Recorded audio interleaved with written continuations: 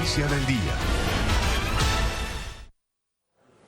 Y a las 8:06 de la noche nos preguntamos si se repetirá o no la ocupación de por lo menos 500 indígenas de la comunidad de Emberá al Parque Nacional. Y esto, por supuesto, reabre el debate por el drama humanitario de estas comunidades que están en albergues temporales, supuestamente desde el 2021, sin soluciones de fondo. Kalila Peña, buenas noches. ¿Situación hasta ahora allí? Mauricio y televidentes, muy buenas noches. Este es el panorama que se vive a esta hora en la carrera séptima con calle 39, inmediaciones del Parque Nacional y la Universidad Javeriana, en donde más de 500 indígenas se están movilizando en el sector. Hablamos con ellos, quienes afirmaron que las condiciones actuales en la UPI La Rioja no son pertinentes para la comunidad y afirman que la unidad para las víctimas ha incumplido.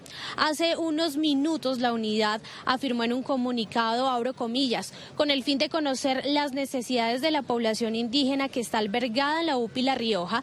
La entidad está liderando un espacio de escucha en su sede principal en Bogotá con un grupo de líderes en Vera que se acercó a las instalaciones este lunes. Este espacio está siendo acompañado por la Alcaldía Mayor de Bogotá, el Ministerio del Interior, la Defensoría del Pueblo, la Procuraduría y el ICBF. Pero por ahora escuchemos a esta hora las declaraciones de los líderes de la comunidad.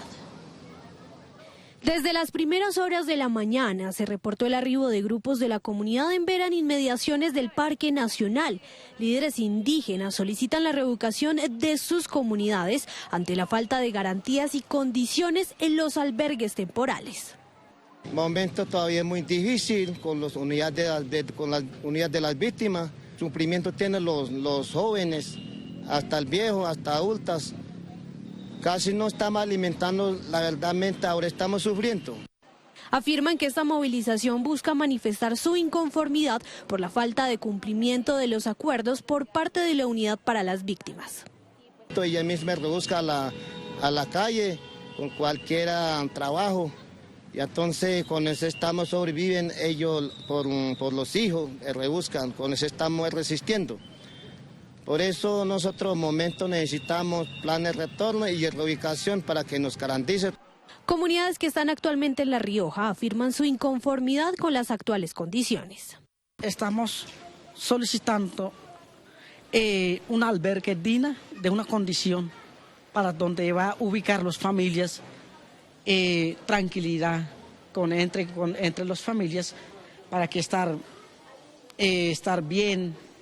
Según el registro del distrito, hoy permanecerán en el Parque Nacional 518 integrantes, entre ellos 220 menores y 14 mujeres gestantes.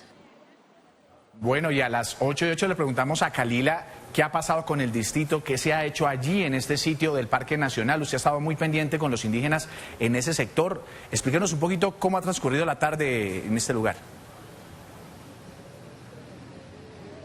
Mauricio, le cuento que la alcaldía hizo una rueda de prensa esta tarde para explicar justamente estas acciones, por ejemplo, la instalación de vallas en este sector, pero también habló sobre estas múltiples movilizaciones durante los últimos meses.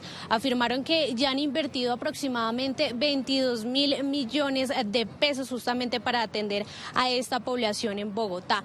Pero algo muy importante, y es que las acciones legales que empiezan justamente en este momento, por ejemplo, en el caso del día de hoy, porque los menores de edad no pudieron ingresar o no pudieron asistir justamente a sus clases, a las diferentes actividades que ofrece la Secretaría de Integración Social, y por este motivo es que la Alcaldía Mayor, el distrito, pues tomará estas acciones legales. Sin embargo, pues justamente consultamos con el Ministerio del Interior, específicamente con el viceministro, sobre qué está pasando con esta comunidad. Ellos afirman que en este momento están analizando un territorio, estudiando un posible espacio para que las personas o esta comunidad pueda regresar justamente a su retorno.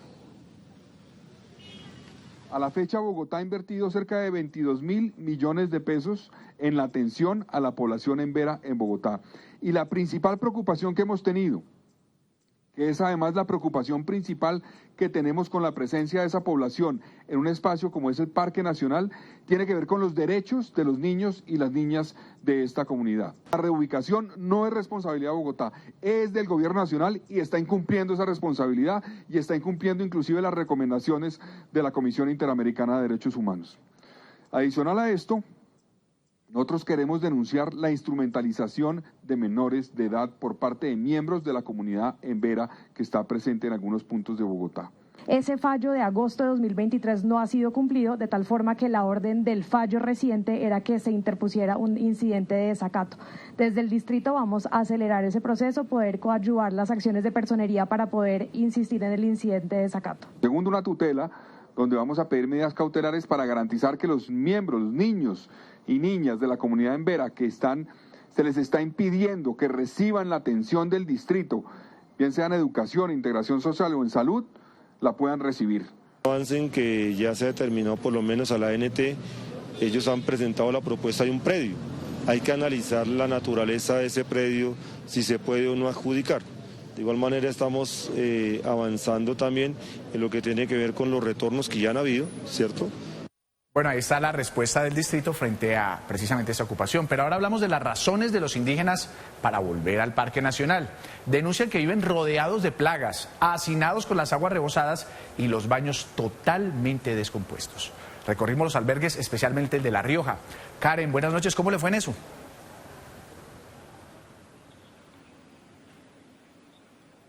Mauricio y televidentes, ¿qué tal? Muy buenas noches. Pues fue una experiencia bastante difícil, por no decir otra palabra. Son realmente lamentables las condiciones en las que viven estos miembros de la comunidad embera aquí en la UPI La Rioja.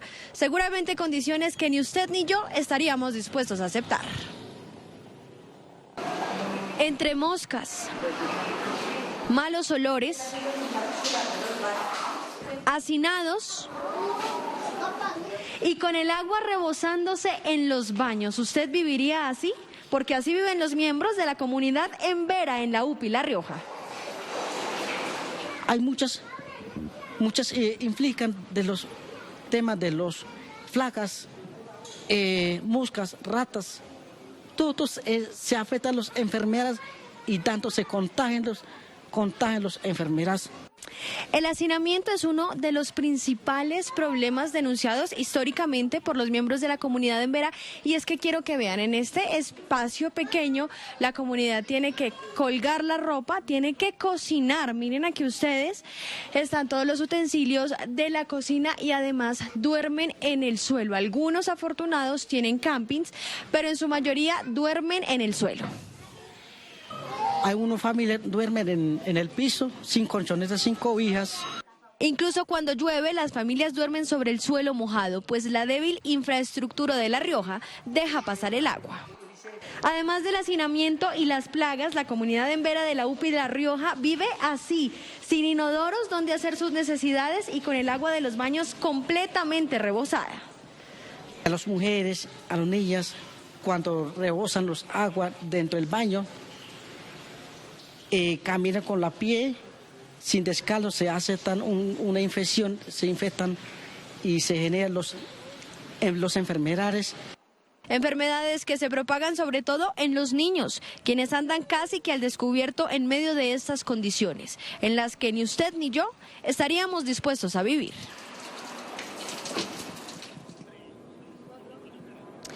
Muy bien, pues ya pudieron ver ustedes en imágenes la situación que viven las personas de la comunidad embera que están asentadas en la UPI La Rioja. Recordemos que esta UPI se tenía principalmente como una propuesta de albergue temporal. Sin embargo, hay que decir que ya son varios años en los que las personas de esta comunidad han pedido al distrito varias veces garantías para retornar a sus territorios y también garantías para vivir dignamente aquí en la capital. Nosotros nos tomamos la tarea de hacer un recuento de los puntos más álgidos de esta situación que vive hace varios años la capital. El 29 de septiembre de 2021, la comunidad indígena embera Catío llegó a Bogotá para reclamar un acceso digno a la educación, la salud y la alimentación. Desde este mes comenzó el asentamiento en el Parque Nacional. El 1 de diciembre el distrito logró un acuerdo con la comunidad y entregó a más de 125 familias transporte, kits de bioseguridad y alimentación para lo que fue el primer retorno hacia sus territorios. Este día, cerca de 475 personas abandonaron la capital. Para el 12 de mayo del año 2022, 15 comunidades indígenas que seguían en el Parque Nacional fueron trasladadas a las UPIs, que funcionaban como un espacio de albergue temporal. Para entonces el distrito había invertido más de 9.000 millones de pesos en esta situación. El 10 de octubre, parte de los indígenas que estaban en la UPI La Florida retornaron al Parque Nacional, protestando por faltas en la ejecución de los acuerdos pactados. De octubre a noviembre del 2023 hubo intentos de acuerdo entre el gobierno y las comunidades, pero no fueron suficientes para que los indígenas abandonaran el Parque Nacional.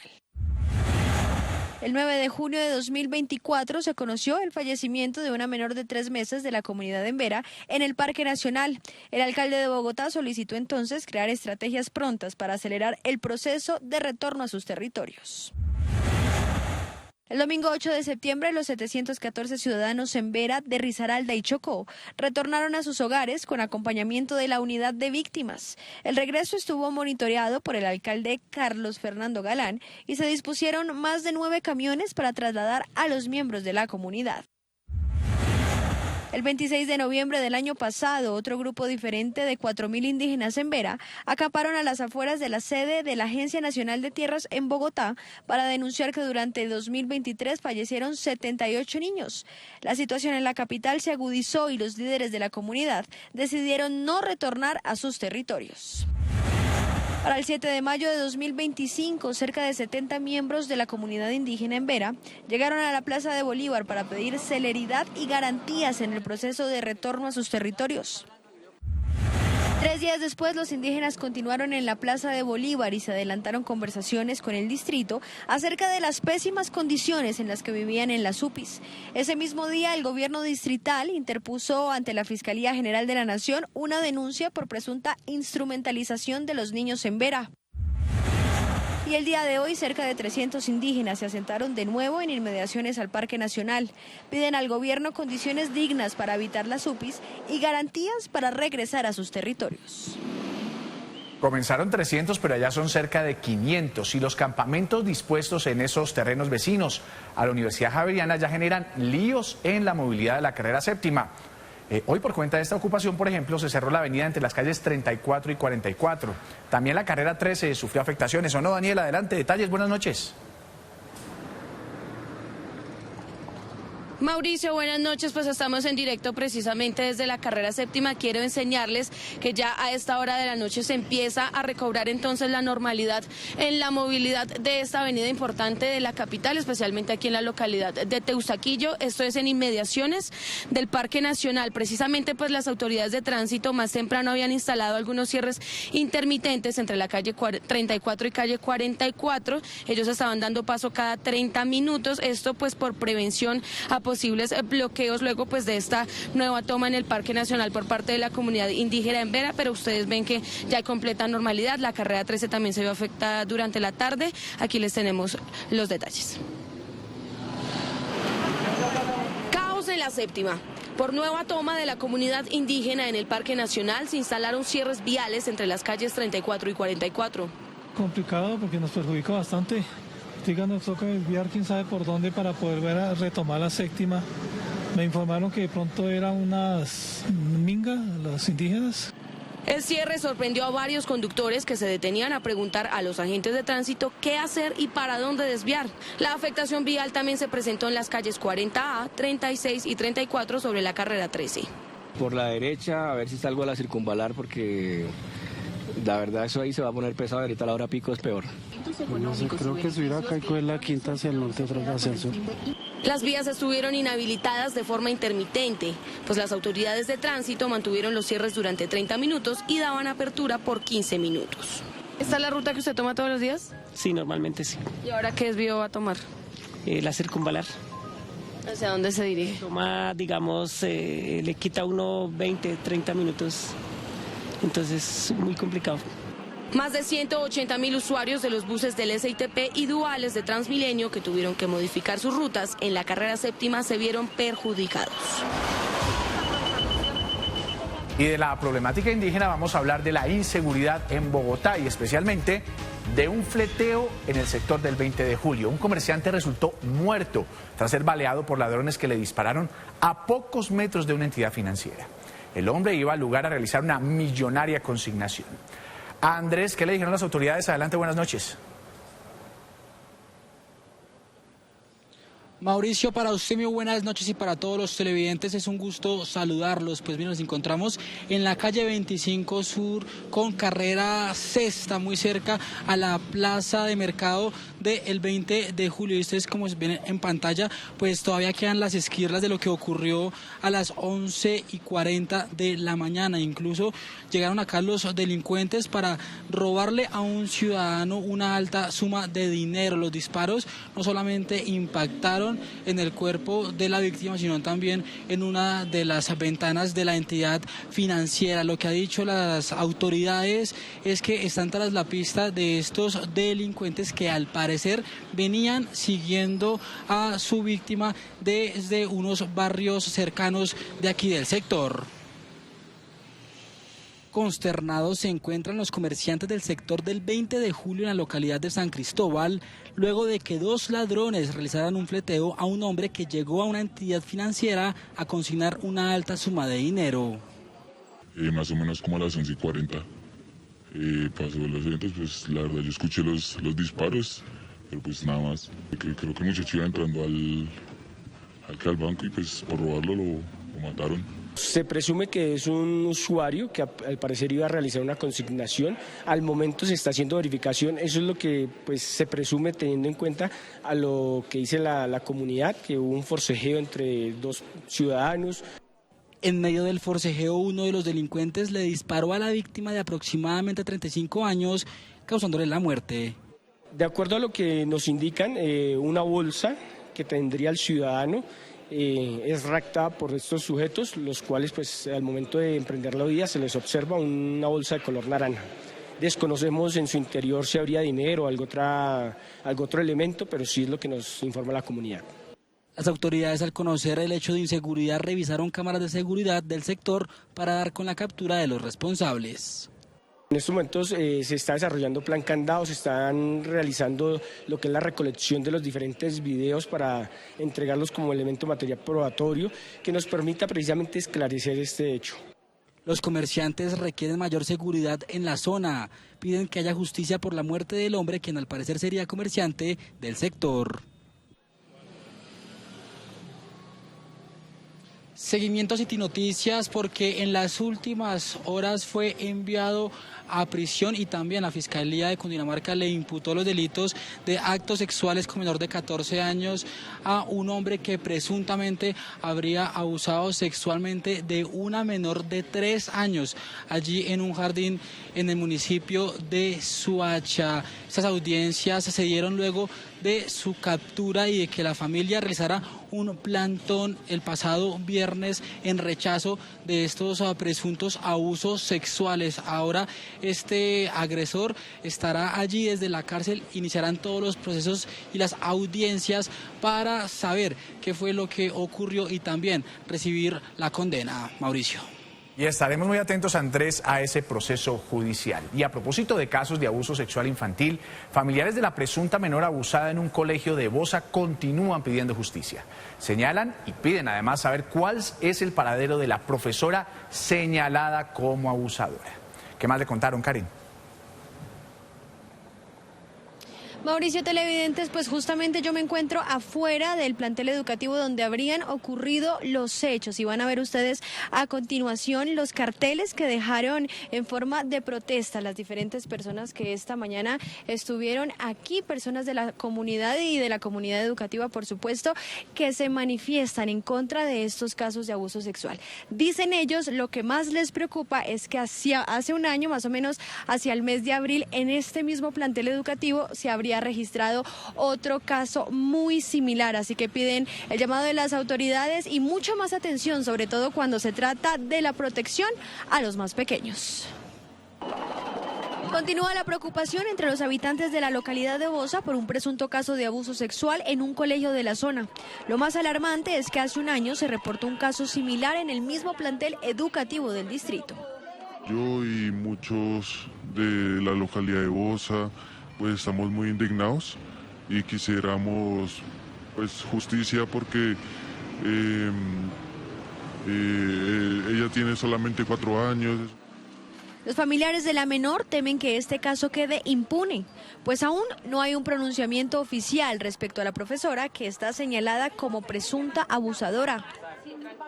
Supuestamente la profesora va a ser destituida, pero no tenemos confirmado todavía nada. Entonces no está como previamente coordinado.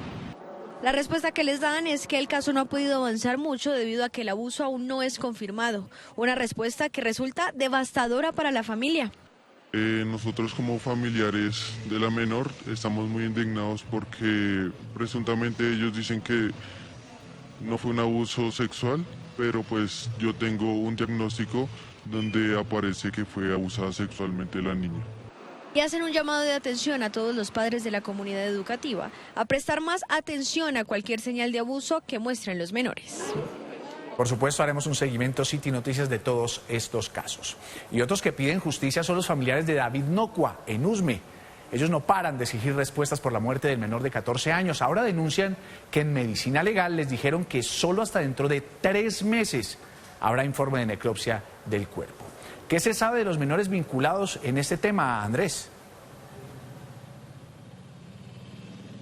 Mauricio, pues mire, relata la madre del menor de 14 años que ella se dirigió hacia el colegio para pedir información sobre los compañeros de David Nocua que estarían, pues serían presuntos responsables y estarían pues vinculados a esta investigación. Lo que ella nos contó es que desde el colegio le dijeron que ellos están aprehendidos y están dentro de la investigación. Han pasado 11 días de la muerte de David Nocua, el menor de 14 años que fue hallado sin vida en Usme. Su familia, en busca de respuesta, se dirigió hasta medicina legal. Sin embargo, la respuesta no fue la esperada.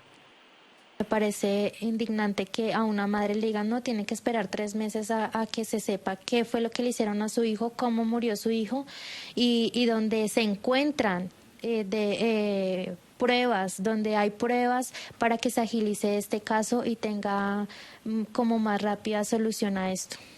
Lizeth Monroy, madre del menor, en medio del dolor hizo un llamado para que el examen de necropsia sea entregado lo más pronto posible. Allí se sabe todo.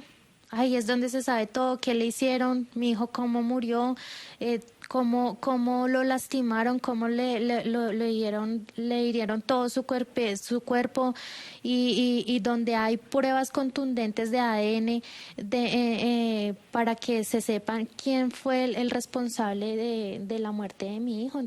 Cuenta Lizeth que se acercó a la institución en donde estudiaba a su hijo para tener información de los menores que estarían vinculados en la investigación. Allí leyeron una información, además clama por una ayuda jurídica. Solamente que sí, que los tienen bajo custodia, pero no se saben si ya le han hecho entrevistas, si ya le han hecho indagatorias, no se sabe absolutamente nada. No tengo conocimiento de cómo poder agilizar este proceso, no tengo conocimiento de cómo poderle ayudar al señor fiscal a esclarecer esto y requiero de un abogado, porque pues obviamente no hay el recurso en estos momentos para adquirir uno como oficio como tal. La familia de David busca que la Fiscalía les brinde información de los avances de la investigación. Dicen sentirse abandonados por la justicia. Y hablamos con 2 investigadores de la policía quienes infiltraron 2 redes criminales, una allí en la localidad de Usme y otra en Chapinero, muy cerca allí a la zona T. Estas personas de Chapinero pues secuestraban a las personas, las golpeaban y también pues de la localidad de Usme también esas personas les pedían vacunas a los conductores. Por lo menos 25 conductores de la localidad de Usme eran extorsionados por la red criminal La Ruta. Les cobraban a cada uno entre 10.000 y 20.000 pesos semanales. Con el fin de dejarlos transitar, aparte de eso les cobraban cupos de 4 millones por tener su vehículo. Y ellos también denominaron un nombre de multas a aquellas personas o conductores que cuando ellos llamaban que no les contestaban, le ponían una multa. Si no llegaban en el tiempo que ellos acordaban a recogerlos, también le ponían una multa que era entre los 50.000 y 500.000 pesos. Los 6 capturados tenían funciones dentro de la red criminal. Alias Blanca, quien era la cabecilla, daba las órdenes para golpear y amenazar a las víctimas. Varios conductores ya estaban cansados de esos abusos y pues estas personas iban, las amedrentaban, las golpeaban para como imponer su autoridad ante ellos. Hay una relación entre parejas, entre un hombre y una mujer, incluso también varios de ellos mismos integrantes estuvieron antes privados de la libertad por concierto para delinquir, tráfico de estupefacientes y instrumentación de menores. Los 6 integrantes de la ruta fueron enviados a la cárcel, como también otros 3 integrantes de la red criminal, los del Paseo, quienes fueron capturados en flagrancia al secuestrar a 2 personas luego de abordar un carro tipo taxi en la zona T en Chapinero. Asimismo le hurtan 3.500.000 a una de las víctimas que tenía en su momento ahí en efectivo. A esta víctima la despojan del vehículo, la expulsan del vehículo ocasionándole unas lesiones y empiezan a realizarles llamadas extorsivas. Asimismo le hacen una serie de llamadas donde están atentando contra la integridad de esta persona y le exigen la suma de 7 millones de pesos. Al interponer la denuncia, los investigadores llegaron al lugar del intercambio y capturaron a los secuestradores. Le encontramos los celulares de las víctimas, los 2 celulares fueron recuperados y asimismo a ellos se le incautaron 3 teléfonos de más que tenían en su poder. Investigan si otros secuestros estarían vinculados a la misma banda delincuencial.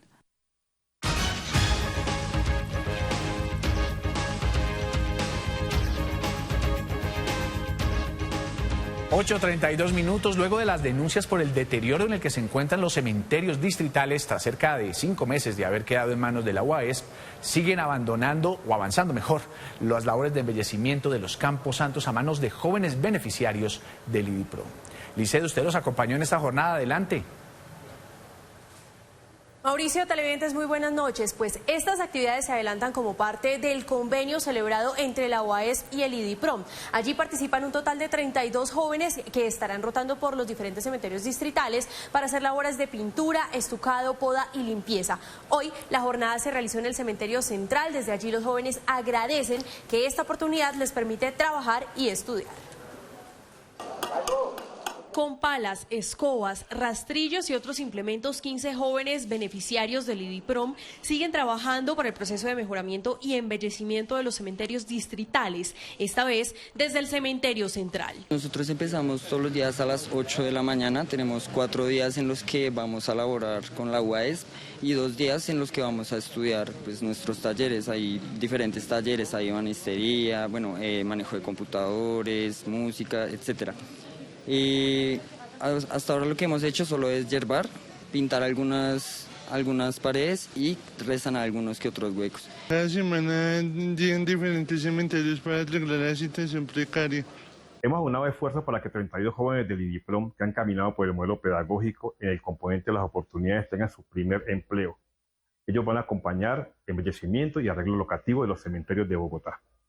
Alejandro es uno del total de los 32 jóvenes del IDIPROM que agradece poder formar parte del proyecto cuando le permite trabajar y estudiar con el modelo rotativo de 4 días de labores y 2 de estudios. A nosotros siempre nos han tildado como los que no hacen nada, los delincuentes, y pues no es así. Nos dan la oportunidad de sustentarnos a nivel económico y también pues con lo que es la educación. Nos dejan un horario específico en el cual ni nos dañan el trabajo ni nos dañan el estudio, entonces me parece súper excelente. Es importante porque los jóvenes fortalecen su proyecto de vida que han construido con el IDIPROM a través del modelo pedagógico. El cementerio central es uno de los que, tal y como denunciamos en City Noticias, presenta mayor deterioro cuando el techo de las zonas de bóveda registra grietas y desprendimientos por cuenta de la humedad. Hay mucho contaminación en más de un cementerio, por ejemplo, en el que estuvimos no era tan feo, pero aquí está horrible. Yo ya me di la vuelta al cementerio y está vuelto nada, grafitis, tierra, hongos, etcétera. Entonces me parece una buena oportunidad que el IDIPROM y la Unidad Administrativa de Servicios Públicos nos dé la oportunidad de ayudarles a arreglar. Hemos reedificado unos ciertos lugares, nos tienen rotando ciertos cementerios, como para deshiervar, quitar la maleza, resanar algunos huecos, como si dándole vida otra vez pues, a un lugar donde todos descansamos, todos vamos a terminar por acá. Como parte de la estrategia del distrito para hacer frente a esta problemática, está que estos jóvenes que rotarán por los cementerios distritales de forma periódica formen parte del proceso de recuperación de los Campos Santos, mientras se define quién será el nuevo operador que administrará estos espacios tras la apertura de la licitación. Y hay rechazo ante la toma de los baños públicos en el centro de la ciudad, en cercanías a la Plaza de Bolívar. Esto por cuenta de la comunidad campesina que acampa allí desde hace una semana. Desde el IDIPROM denuncian que los funcionarios de la entidad que administran estos espacios fueron expulsados por parte de líderes indígenas y de organizaciones campesinas, advirtiendo que no podrán trabajar allí ni acercarse a la Plaza de Bolívar hasta tanto logren avances o acuerdos con el gobierno nacional en materia de la protección de derechos y de la vida de las comunidades que se están viendo vulneradas en los distintos territorios del país por cuenta de la presencia de confrontación de grupos armados. Por estos hechos, el director del IDIPROM anunció que el distrito interpuso la respectiva denuncia ante la Fiscalía. El IDIPROM rechaza la vía de hecho por la cual la denominada Guardia Campesina se tomó los baños públicos del centro de la ciudad, ubicados a pocos metros de la Plaza de Bolívar. Estas actuaciones vulneran los derechos de los ciudadanos y de la administración pública. Por lo anterior, hemos presentado denuncia ante la Fiscalía para que realice la investigación pertinente por usurpación y perturbación al servicio público y se recupere el control del bien del distrito. Y de otro lado se realizó el debate de control político en el Consejo de Bogotá frente a los colados y la afectación al Fondo de Estabilización Tarifaria. Laura, la empresa se pronunció, ¿qué le dijo? Mauricio y televidentes, muy buenas noches. Justamente los fines de semana son los días en donde más se evidencia esta evasión del pasaje por parte de los ciudadanos, por lo que el Transmilenio continuará creando estrategias que se implementen sábados, domingos y festivos. Sin embargo, el llamado es a los ciudadanos no evadir este pago del pasaje. En muchas ocasiones se arriesga la vida por esta acción. 4 millones de viajes en Transmilenio, 2 millones de colados, 700 millones diarios que pierde el distrito por la evasión del pago del pasaje. Este es un déficit que no se ha subsanado. El Consejo de Bogotá le pone la lupa. Esta es una situación que afecta al FED. Tenemos que pensar en fuentes de financiación, tenemos que tener medidas severas, tenemos que tener pertenencia en la ciudad, cultura ciudadana, no permitir la evasión, reconciliarnos con el sistema y pensar a futuro cómo financiar la tarifa para que no termine siendo una arteria rota para Bogotá. La cifra se ha ido reduciendo, la cifra de colados, no lo suficiente, pero tampoco el gobierno nacional va a dar los recursos. Entonces, se desestabiliza el FED y ahora necesariamente el gobierno distrital tiene que empezar nuevamente a aumentar la tarifa. La modalidad más común de colarse es por medio de los torniquetes, enseguida de los laterales. Pero ¿por qué evadir el pasaje? La inseguridad, la falta de cultura ciudadana, la demora de las rutas e incluso el valor de la tarifa son algunas de las razones. Esto tiene una afectación en el salario mínimo que no deja más sino una conclusión de que los gobiernos de turno no han logrado subsanar el problema del Fondo de Estabilización Tarifaria. Hay unos comparendos, si así se puede llamar, que van de 190.000 a 700.000 pesos, que finalmente pues no están operando. También desde el Consejo se hace el llamado a revisar la política de este Fondo de Estabilización Tarifaria, que no solo se centra en los colados. Nos hace una revisión exhaustiva sobre las ganancias que tienen estos operadores que hoy operan el sistema público de transporte. O sea, Transmilenio es una empresa gestora, es pública, pero quienes operan el sistema pues todas son consorcios y empresas privadas, y allí es un poco donde hay que poner la lupa porque ellos no pierden absolutamente nada. El distrito financia absolutamente todo. La empresa de Transmilenio respondió mencionando que se vienen nuevas dinámicas para combatir esta evasión, especialmente el fin de semana, pues los domingos y festivos se dispara la cifra a un 24,4%. Este año hemos trabajado mucho por incentivar la competencia en el sistema. Precisamente aquí vinimos a explicarles la importancia de la rolita en ese mercado de operadores de la ciudad, y cuál es su rol como corrector de sesgos en el mercado para que efectivamente los precios que pague la ciudad y el sistema sean los mejores siempre. Estamos implementando mecanismos de subasta inversa, estamos siempre analizando cuál es la concesión y con cuál contrato nos va mejor. Más autoridad y cultura ciudadana, menos daños al sistema es el mensaje para todos los ciudadanos. Nacional. 3 ministros radicaron un nuevo intento por realizar la consulta popular ante el Senado. Tendrá 16 preguntas, 4 de ellas ligadas a la reforma a la salud. Expliquemos un poquito todos estos temas. Kalila, adelante. Mauricio, el gobierno afirmó que habría intención, al parecer, del Congreso de hundir nuevamente la reforma. Este fue el argumento principal para radicar nuevamente la consulta popular. El Gobierno Nacional radicó ante la Secretaría General del Senado la nueva consulta popular con 16 preguntas, esta vez con 4 preguntas adicionales relacionadas con la reforma de la salud. Sabemos también que hay la pretensión de obstruir por segunda vez la reforma a la salud. Y por esa razón ha querido el presidente de la República, radiquemos de nuevo la solicitud de consulta popular con las 12 preguntas que corresponden a los asuntos laborales y 4 preguntas adicionales que corresponden a los asuntos de la salud.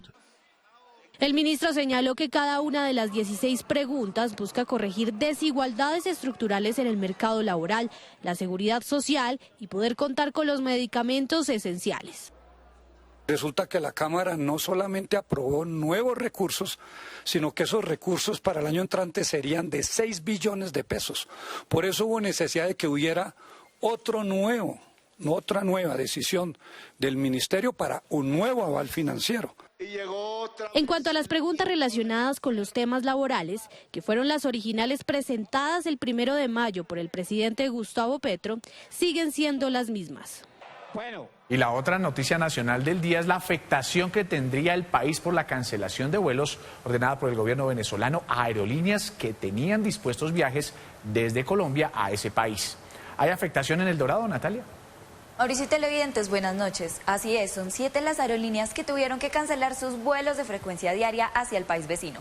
En la siguiente nota les contamos los detalles. Venezuela ordenó suspender inmediatamente los vuelos de Colombia hacia el país.